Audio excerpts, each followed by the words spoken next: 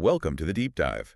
We're here to cut through the noise on today's most critical global issues. And today, we're tackling something incredibly urgent, the escalating conflict between Iran and Israel. It's complex, it's moving fast, and the regional implications are huge. Definitely. Our mission, really, is to give you a clear picture of what's happening right now.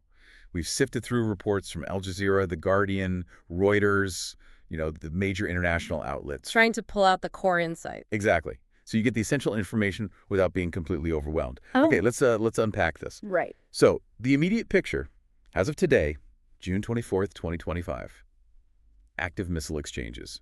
It's really kicked off again. Yeah, intensified significantly. We're seeing reports, Al Jazeera specifically mentioned missile strikes from Iran targeting Israeli cities. Beersheba was named, with casualties reported too. And Israel's response, they're calling it intense retaliatory strikes aimed at Iranian military targets. And it's crucial to see the timeline here. This isn't out of the blue. Remember, Israel hit Iranian nuclear and military sites pretty hard back on June 13th. Right. And then the U.S. bombed 3 key Iranian nuclear facilities just a few days ago, June 21st. So these latest exchanges, they're a direct consequence of that buildup. Absolutely. What's really shifted, I think, is the move from sort of proxy fights to direct state-on-state strikes on critical infrastructure. That's what's led us here, to these missile exchanges over the last, 48 hours. Yeah.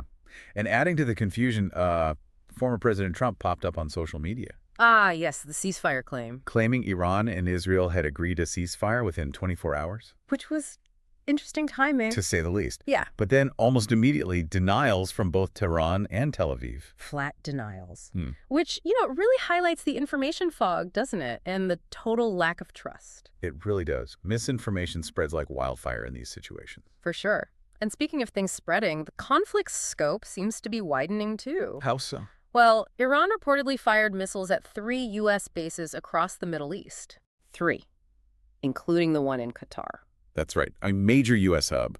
Iran's claiming it was, quote, self-defense. But hitting U.S. bases directly, even under that justification, it brings another major power much closer to the center of this.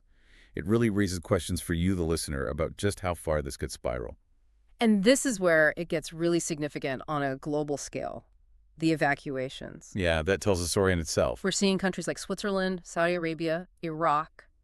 They're actively pulling diplomats and citizens out. Even the UN has temporarily moved some staff out of Iran. It shows just how seriously the international community is taking this risk of escalation. They're not waiting around. No, they're not. And financial analysts looking at this through sources like the Financial Times are basically saying this is the most dangerous point we've reached in Iran-Israel tensions. Because of the U.S. involvement risk? Partly that, yes. Yeah. Any sustained U.S. military action could ignite the whole region. And there's also that unconfirmed report still needs verification. About strikes inside Tehran. Exactly. Local Iranian outlets mentioned possible Israeli strikes potentially hitting near Evin prison. Wow. Evin, known for political prisoners, sensitive facilities nearby. And other military sites, allegedly. If that turns out to be true, that's a massive escalation hitting inside the capital. A really significant threshold crossed, if confirmed. So, thinking about future escalation, what about Hezbollah? That's always a key factor. Absolutely critical. If we connect this to the bigger picture, Hezbollah is the wild card, maybe. Right. The Guardian's reporting suggests they haven't jumped in directly yet, and that's crucial. A point of restraint for now. For now. But Israel has put out a clear warning. If Hezbollah does get fully involved, expect a much longer, much more destructive war. So their next move is really pivotal. Hugely pivotal. Whether they engage directly or continue to hold back could shape the entire next phase. Okay, so let's try and pull the core takeaways together for you listening. Okay. First, missile and air attacks are definitely ongoing and seem pretty intense. Yes, no clear end in sight there. Second, that ceasefire talk.